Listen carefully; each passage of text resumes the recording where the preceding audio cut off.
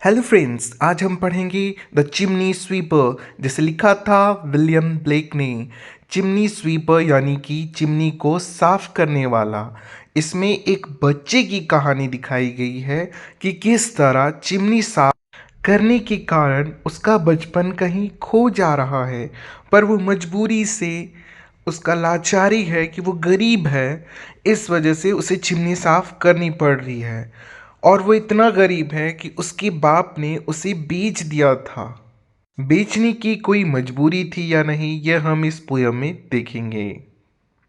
इस पोयम को पब्लिश कराया गया था कलेक्शन ऑफ इनोसेंस में 1789 में, सॉन्ग ऑफ एक्सपीरियंस में। इसमें 24 लाइन्स है, जिसे कि 6 क्वाड्रेंट में बांटा गया है, और हर क्वाड्रेंट में यानी हर स्टैंजा में 4 लाइन्स है। इसकी राइमिंग स्कीम को ले लिया जाए तो वो थी AABB। और इस पोयम की थीम में ही हार्डशिप एंड चाइल्डहुड दिखाया गया है कि चाइल्डहुड में कितना हार्डशिप काम दिया गया उन्हें। अब आइए पोइट के बारे में जानते हैं, विलियम ब्लेक, जिनका जन्म हुआ 28 नवंबर 1757 में और इनकी डेथ हो गई 12 अगस्त 1827 में लंदन में। यह एक पोइट थे और पेंटर भी रहे। यह एक रोमांटिक एज के पोएट थे और इनका फेवरेट वर्क ले लिया जाए तो वो था the marriage of heaven and hell. तो ये थे दोस्तों विलियम ब्लेक। अब आइए हम लाइन बाय लाइन इस पोएम को पढ़ते हैं और मीनिंग जानते हैं। When my mother died, I was very young. जब मेरी माँ की मृत्यु हुई मैं बहुत छोटा था। And my father sold me while yet my tongue. और मेरे पिता ने मुझे बेच दिया जब मेरा जो जबान था could scarcely cry, weep weep weep, सिर्फ रो पाता था। वीप करता था, वीप करता था, वीप करता था, वीप करता था। So your chimneys I sweep and in soot I slip. और इसलिए मैं तुम्हारी चिमनी को स्वीप करता हूँ, साफ करता हूँ। इन सूट आई स्लिप। इन सूट का मतलब होता है वो जो काला काला चिमनी में आपने देखा होगा कि आग जलने से ब्लैक कलर का उसमें पाउडर सा जाता है, उसी चीज़ को ये साफ किया करते थे और फिर सोते थे। तो यहाँ पे वो जो लड़का है वो अपने मालिक को बता रहा है कि मेरी आपबीती क्या थी। मेरी माँ मर गई थी, बहुत छोटे था मेरा उम्र, तभी मेरे पिता ने मुझे बेच दिया। मैं उस वक्त सिर्फ रो पाता था और इसलिए आज मैं तुम्हारी चिमनी साफ कर रहा हूँ। और इसके बाद पोइट आगे लिखते हैं, There's little Tom, dark gray, who cried when his head. There's little Tom, यानी वहाँ एक लड़का आया था जिसका नाम था टॉम और वो काफ़ी छोटा था। वो रो रहा था। क्यों रो रहा था? क्योंकि उसके हेड पे that curly like a lamb back, उसके हेड पे क्या थी? कर्ली बालें थी जिसे बैक कर दिया गया था। Was saved so I said, यानी उसे सेव्ड कर दिया गया था इसलिए वो रो रहा था। Hush Tom never mind it for when your head bare. Hush storm, वो उसे कहता है कि हे टॉम, अब तुम इस चीज़ को माइंड मत करो क्योंकि तुम्हारे हेड जो हैं वो साफ हो गए हैं, यानी तुम्हारे कर्ली बाल अब वहाँ से हट गए। You know that the soot can not spoil your white hair. क्या तुम जानते हो कि अब वो जो सूट है यानी चिमनी से निकलने वाला जो काला धुआं है वो तुम्हारे वाइट बाल को अब गंदा नहीं कर पाएगा। तो यहाँ पे पोएट की जिंदगी में एक नया लड़का आया है, उसके कर्ली बाल को छील दिया गया है और इस वजह से वो उदास है, वो उसे सहारा देता है। के बाद पोएट लिखते हैं, and so he was quiet and that very night. उसके कर्ली बाल कटने की वजह से वो क्या था? क्वाइट था, यानी शांत था। और उसी रात को, as Tom was asleeping he had such a sight. जब टॉम सोया हुआ था उसे एक साइट आया, यानी सपना आया।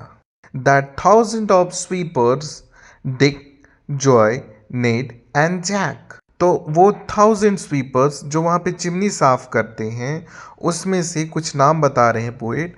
डिक, जॉय, नेड और जैक, ये 4 लड़के। Were all of them locked up in coffin of black. और उसी वक्त सारे जो हैं वो कॉफिन में बंद थे, और उस कॉफिन का कलर ब्लैक था। तो यहाँ पे वो जो स्वीपर्स थे, जिसमें से स्पेशल थे Dick, Joe, Ned and Jack, उन लोगों को क्या किया गया था, ब्लैक कलर के कॉफिन में बंद कर दिया गया था। और ये सब सपना था जो कि वो लड़का देख रहा था, जो कि शांत था क्योंकि उसके कर्ली हेयर को सेव कर दिया गया था। इसके बाद पोएट लिखते हैं and by came an angel who had a bright key. और जब एक एंजल आई, उसके हाथ में एक चमकती हुई चाबी थी। And he open the coffin and set them all free. और उसके हाथ में वो जो चाबी दी, उससे उसने कॉफिन खोला और सारे बच्चों को फ्री कर दिया जो कि कॉफिन में कैद थे, वो स्वीपर्स बच्चे।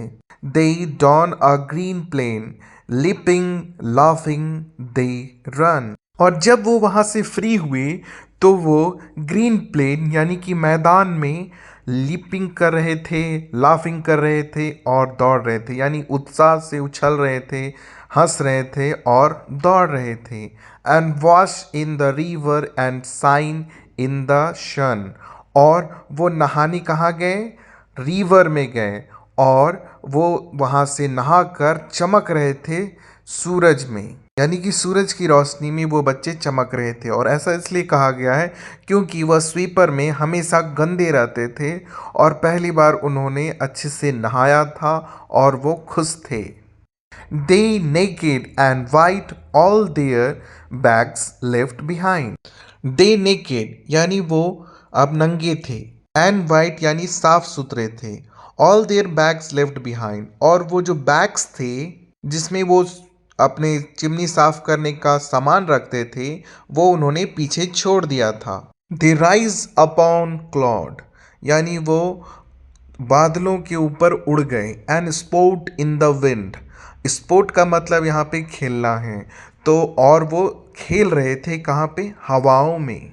And the angel told Tom if hidden be a good boy. और वो एंजल टॉम से कहती है कि अगर तुम एक गुड बॉय बनोगे, he didn't have a god for his father and never want joy, तो वो फादर के रूप में गॉड को पालेगा, यानी गॉड ही उसके फादर बन जाएंगे और उसे फिर खुशियों का एहसास होगा। तो यहाँ पे पोइट यह कहना चाह रहे हैं कि टॉम को एक एंजल आई थी बोलने कि तुम एक गुड बॉय बन जाओ, तो तुम्हें तुम्हारे फादर मिल जाएंगे जो कि खुद गॉड होंगे। एक बार लास्ट की 4 लाइनों में पोइट लिखते हैं and so Tom awoke and we rose in the dark. और टॉम जग गया। टॉम ये सब सपना देख रहा था, तो अब वो क्या किया, जग गया। और रोज इन द डार्क, वो कब जगा, तो सुबह होने से थोड़ा पहले डार्क में ही जग गया। And got with our bags and brushes to work, हम भी उसके साथ उठ गए और हमने अपना बैग ले लिया और ब्रश ले लिया और अपने काम पर चले गए, यानी चिमनी साफ करने। Through the morning was cold, Tom was happy and warm. सुबह सुबह बहुत ठंड थी, पर टॉम जो था वो काफ़ी खुश था और अंदर से वो गर्म महसूस कर रहा था अपने आप को। So if all do their duty they need no fear war. So if all do their duty यानी अगर सब कोई अपना ड्यूटी करे, they need not fear harm, तो उन्हें कोई भी ज़रूरत नहीं है किसी से डरने की, क्योंकि कोई उन्हें हार्म नहीं पहुंचाएगा। और यहाँ पे यह पोयम खत्म होती है। पोयम में हमें यह बताया गया है कि किस तरह एक बच्चे का बचपन खो जाता है, क्योंकि वो उसी बचपन में ही काफ़ी हार्ड काम करना पड़ता है, जैसे कि चिमनी साफ करना। पर उसकी मन में भी बचपना होता है और वो सपना देखता है कि वो एक अच्छा बच्चा बनेगा। यही थी ये स्टोरी। आपको मेरी एक्सप्लेनेशन कैसी लगी कमेंट सेक्शन में बताएं। लाइक करें, शेयर करें, सब्सक्राइब करें।